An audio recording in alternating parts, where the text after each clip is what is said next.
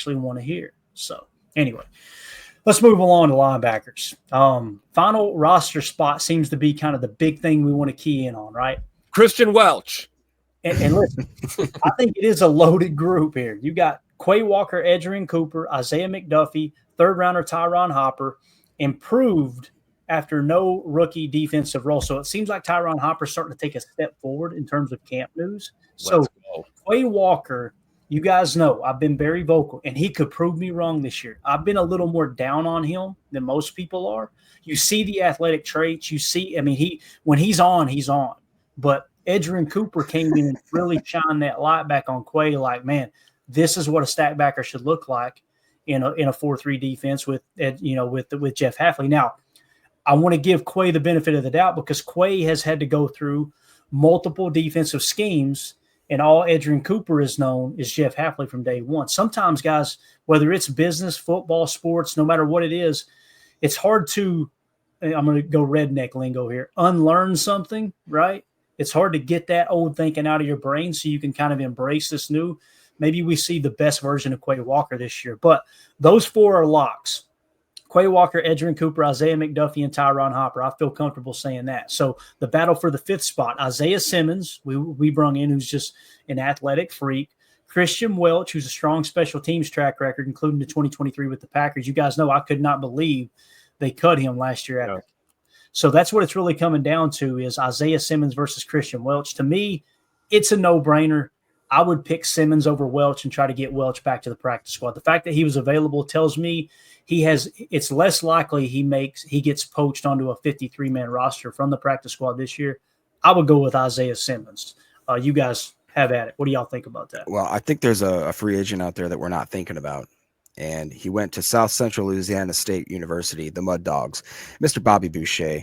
No, I'm kidding. I really do think that Isaiah Simmons probably has to be the pick. I mean, when you got a guy that has that first-round talent, I believe it was an 8th-round pick, that never really got to settle in a spot and actually play just one position and try to utilize that talent, it just, to me, makes more sense. Again, barring an injury, then I see absolutely Christian Welch. Get that guy, pay that the man, he's the money, and kind of thing. So, I don't know, Tim, what's your thoughts? It's going to be Simmons at this point, right? I mean, why did we bring him in? His money. Why did we bring that man in here? Why did we put him in this position to be successful and finally have a damn singular role and position to play? Like you said, first-round talent. As much as we love Iola's own Christian Welch, it's probably going to be Isaiah Simmons for that final spot, unless you see something like I was referring to earlier, where things happen. You guy can take a step back or not look so good in the preseason while another guy makes a step forward. I do think that in this whole linebacker conversation, the best thing smoking for this linebacker room is the fact that Tyron Hopper is taking steps forward. If Tyron Hopper hit a wall at this point, we'd be having a little bit different conversation about how this room is going to shape up. So I think it bodes well for our boy, Mr. Hopper, and this linebacker room as a whole, that he is taking those steps. So I do think if it's going to come down to Simmons or Christian Welch, it's probably going to be Isaiah Simmons. That would be my no-brainer choice. Yeah, So Turtle says, isn't it Simmons versus McDuffie? No, I think McDuffie's a lock for this roster. Yeah. I mean, didn't they give him a 2-year extended him? Yeah. Extended him. Yeah. Yep. Zane McDuffie is our new Eric Wilson. He's that guy now in this linebacker room, I think. Yeah, and So Turtles, I'm not saying that McDuffie is a way better linebacker than Christian Welch. I don't know enough about Christian Welch, like diving into the tape to go, oh yeah, he's better or worse than McDuffie. But just contractually speaking, the fact that they did give McDuffie, and I'm sure it wasn't a ton of guaranteed money, but you could tell that 2-year extension is kind of like, hey, we want you here for the next couple of years. I think they see him as that stopgap floor where it's like, we're okay with, if we have to play Isaiah, that like we're comfortable with it. And special teams, right? Special teams contributor. And Simmons, obviously that's something he excelled at. I want to say he had like a special teams grade in the 80s according to PFF last year. So McDuffie has experience wearing the green dot. It's a great point too, Ed. I didn't even think about that. That's a great point, man. So it's true, just like Eric Wilson was doing for us last season on occasion. Yep. Yeah, Coach Lance says Welch probably the odd man out. again, right, Coach? And you know, in this case, I agree with it. Last year, I did not necessarily agree with it. So, all right, let's move it along. We're running out of time. Mandy's going to kill me if we don't get out to the racetrack. She is chomping at the bit to get out there. We got a Tim McGraw concert to go to. We got all kinds of stuff, all kinds of festivities. So that's right. I have to break out the cowboy with American. Layton's going full hillbilly today. You know? I'm telling you, man. And I got a NASCAR race to go to in September out there. I might end up in the clink that night. I ain't lying. Something might go awry out there. Ready to go. Redneck. All right, so and stay tuned for the tickets we got there. But we are on top of a rooftop bar in the middle of the infield at Bristol Motor Speedway for that race. So it's going to be, man. You might see me streaking on the track. Anyway, everybody's doing it. Everybody. All right, cornerback, starting trio and depth. You know, as I got to edit these small videos out, there's always funny moments where that'll be where I start this segment. It'll just be, I'll be streaking on the track. Now let's talk cornerback. That's how that video will start. Starting trio and depth. So only 3 experience is Keyshawn Nixon, Carrington Valentine, and free agent Nate Hobbs. Right now, listen. There's a lot of room, a lot of flexibility in this whole conversation. I want to get your all's take on it. Potential alignments: Nixon, Valentine outside with Hobbs in the slot. That's what I started with originally, right? Isn't it funny Nixon isn't even being mentioned in the slot anymore, right? It's like he's just an outside corner. He played much better there last year. Or you could have Nixon, Hobbs outside with Bullard in the slot, and now Valentine goes to the bench, right? So in practice, what we've seen so far in camp is mostly nickel with Nixon, Hobbs, and Bullard. All right, so you got Nixon on the outside, Hobbs on the outside, Bullard in the slot. But you have Valentine has 3 interceptions but allowed more catches. So what does that sound like? Yeah, it does, right? That remind you of anyone who used to play corner in Green Bay? I'm telling you, man, it's like Valentine is kind of cut from that Jair cloth, isn't he? That's the first thing you think of. Yep. Now, bottom of the depth battle, you've got Bo Melton, who's transitioning from receiver, seen as potential elite special teamer per coordinator, Rich Bisaccia. So they're building him up and here's why that's important, guys. The reason you start to think, okay, Bo Melton probably going to make the roster is if they were going to try to sneak him onto the practice squad, Rich Bisaccia would not be in press conferences going, oh, he's an elite special teams player. You're basically sending a smoke screen out to all 31 other teams going, this is a guy to look for. Come get him, right? So he's probably going to make the 53 is what it's feeling like now. Kalen King might have an inside track. There's a lot to unpack there. Jacob, you go first. What do you think about the cornerback room? Let me start with this. Would you rather have Nixon, Valentine, and Hobbs in the slot, or would you rather have Nixon, Hobbs, and Bullard in the slot? It's tough, man. Tough. Nonetheless, Valentine and Bullard are making the roster. I just want to start the conversation there. How do you see the starting nickel cornerback room in terms of us going up against 11 personnel?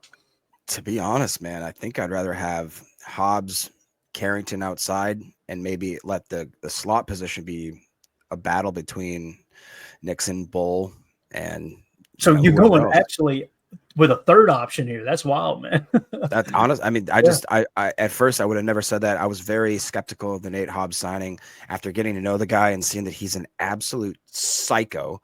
I want him on the field at some point, no matter what it be. I don't care what position they throw him at. He needs to be on the field.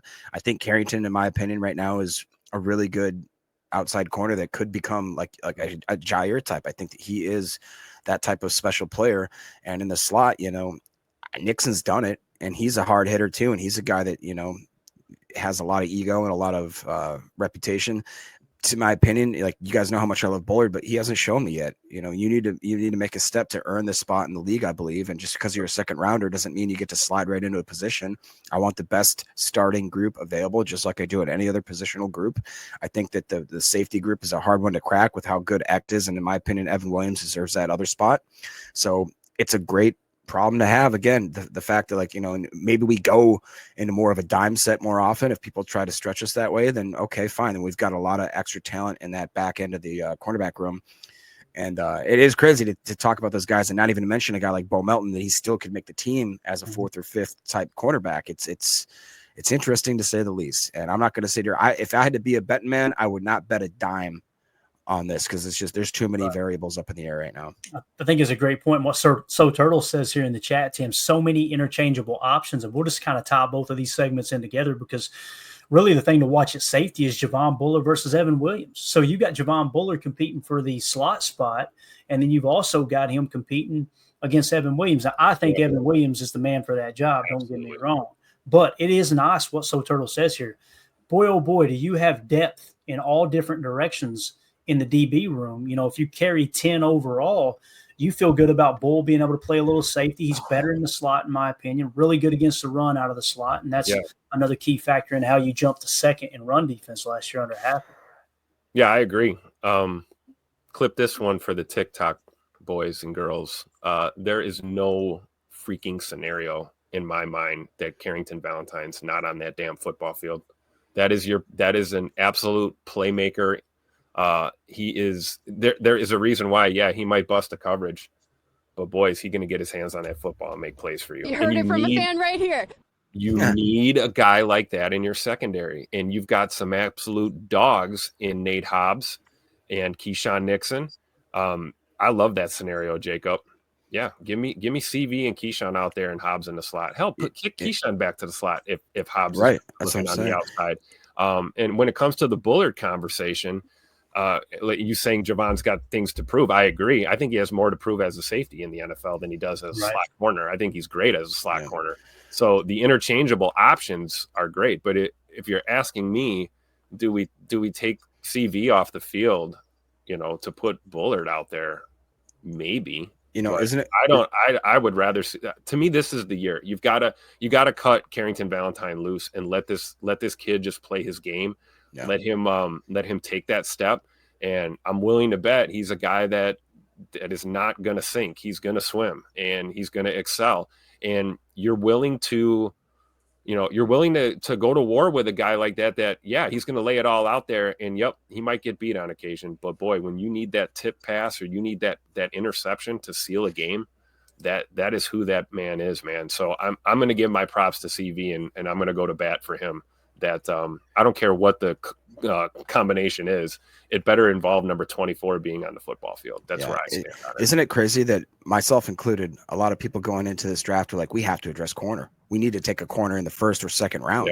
Most of the mock drafts we had, remember, because corner early, corner early, or else you're not going to get one. And look at, lo and behold, we're just a bunch of guys, right? We're not in that front office. I think they saw the writing on the walls to what they had in that room, and then they understood. It explains the Micah Robinson pick late in the draft, right? Yep. Grab another one, just like Kalen King last year. Grab another one, and let's just keep churning them out and see what works, right?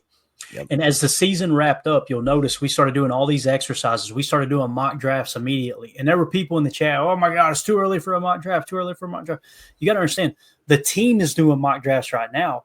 That's going to help them determine how aggressive they need to be in free agency. And lo and behold, they've seen the same thing we've seen.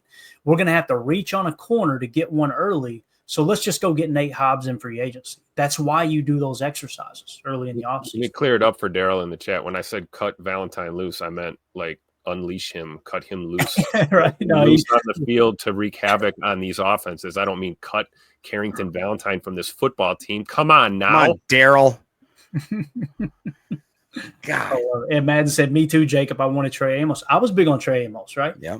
And that's why we always say when we're talking about these guys that we like, if the board falls the way we want it to, right? We're big on Maxwell Harrison too. Yeah. And now Maxwell Harrison got a little bit of trouble off the field that, it could be a nothing burger. It could be a problem, right? We met him in downtown Green Bay at a restaurant the night before the draft, man. He seemed like just the nicest down-to-earth dude. He was there eating dinner with his family. It looked like maybe mom and dad. We didn't go around and introduce ourselves to the whole damn crew there. But, it's one of those things you just never know what's going on behind the scenes. I will say this about Javon Bullard, if I can be that guy for a second. This dude looks like a damn football player. Look at this guy. As Hafley said, he's thick. Look at the ink, Jacob. Is that not top-notch ink, bro? Oh, that's my guy. I'm not going to ever give up on Bull. He's got to find a niche on this team. He really does. And what a great testament, again, to Goody and the way that they've filled out the roster to the point where a guy like him is having trouble finding a spot. That's again, a great problem to have. I will stick with that. Interesting that they went ahead and listed him as a safety. because the more I watch him play, it's like maybe that niche is that he's a slot corner. He's a true slot corner, right? The absolute bulldog monster. Playing chess, ain't they? They're playing chess, not checkers. Yep.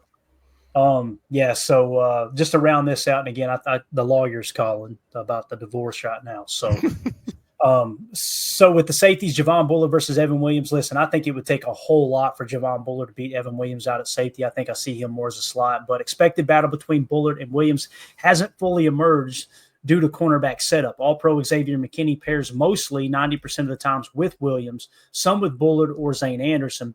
DC Jeff Hafley focus on the best 11 players, right? If McKinney, Williams, Bullard are top, find ways to play all on all downs competition via practice and preseason, kind of see what you got there. And that's what we talk about, guys. When you could tell someone's exposing themselves and not really knowing much ball when they talk about just playing a 4-3, and you get a lot of those radio guys, they do that. They're like, well, in this 4-3 defense, like, Bub, the 4-3 is only on the field 20% of the time. What the hell are you talking about? This is a nickel 4-2-5 is what we're running, right? Because the times have changed. And poor Chewy, I'll just say this. Chewy still talks like it's 1993. Don't worry, nobody's listening anyway. It's like, you could tell you might watch 2 or 3 snaps that knucklehead tees up for you to try to paint Rashawn Gary out to be a bad football player, and that knucklehead will remain nameless. But if you actually sit down and watch every snap and go to the all-22 and watch every snap, you'll go, they're not playing much 4-3, are they? It's that simple. Get with the times or stop calling for people's jobs. That's all I ask. Is like, that's the thing that bothers me is when they come at a player like, oh, he ain't worth his salt. They need to get him off the team. How many snaps you want? I watched 6 snaps. What the hell are we doing? You don't even know who's on the field. Yeah. So, anyway. And again, the fan base, I feel like we know what's going on, like it's a shame that the professionals and some former players, it's like, how do you not know that the nickel 4-2-5 is on the field the majority of the time? What are you talking about? That's my job. Exactly. So I've listened to commentators, they're talking about how Romeo Dubes, and I'm like, you don't know what you're talking, and making a definitive statement about Romeo or the Packers, right. And I'm like, you don't even. I just caught the ball. Yeah, this Dubs guy. That's the other thing too. ESPN Milwaukee, and it was one of their producers behind the scenes that you could tell he hasn't played a snap of football in his entire 123% Caucasian life. And this dude is literally on the radio calling Romeo Dobbs. What was it he said? I think he's a coward. That's what he said when he laid out I want to say a word and I'll get in trouble. You would not dare look Romeo Dobbs in the face and go, you're a coward. You wouldn't do it. My man from BTA. That's exactly what that would be, right? And it bothers me when people hide behind the microphone with that stuff. And listen, I know there's some people that don't like Christian Watson's dad and how he approaches social media. Who are you or me or anyone else to tell a grown man how to approach social media? I do know this. 90% of those guys talking trash to Christian Watson's dad on Twitter wouldn't say it to the hitman's face. There ain't no 2 ways about that. No way in hell. Yep. No way. And that goes for the radio guys. Wish like a grape, buddy. They wouldn't even try. And that's why, like, when we the way we try to approach this particular program is if you wouldn't say it to somebody's face, don't say it into this microphone. Don't be a chicken crap. Don't, you know what I mean? Don't be that. Criticize play, not player, right? Yeah. And again, if you wouldn't say it to their face, don't say it in the mic. It's that simple. So, all right, we're out of here, guys. I don't know what I'm going to say to my wife when I get downstairs. It's going to be bad. But appreciate everybody hanging out with us. We'll be back tomorrow morning. I'll probably put some kind of live stream out a little bit early, but we'll definitely be going live tomorrow night, 6:30 p.m. Central Time. We're going to give y'all a full recap of everything that happened in Family Night. So you guys enjoy that this evening. I'm going to get a stream up for tomorrow. And I know sometimes people ask, hey, can you create a stream so we can chat in here during the game, during whatever? We'll have that stream available probably within the next hour. So you guys can hop in here if you want to and just chat it up during Family Night. And then when we get ready to go live, all that chat should be in there. So we can kind of see some of your all's comments and piggyback off that and all that good stuff. So before we get out of here, if y'all would hit like, hit subscribe. If this was your first time tuning into PTA, we appreciate y'all hanging out with us here on this glorious Saturday, August the 2nd. We got family night tonight. We got preseason football next week. It's an exciting time. Also, check out our Patreon group, patreon.com/Packer Fan Total Access for additional content. And it's just a good way to support the show. So either be a member on YouTube or a member in our Patreon group. You'll be entered into the giveaway we're going to do tomorrow evening for the autographed rookie Luke Musgrave card. Everybody have a wonderful day. Be safe if you're going to family night, and God bless. Here we go. We're out. Bye, guys.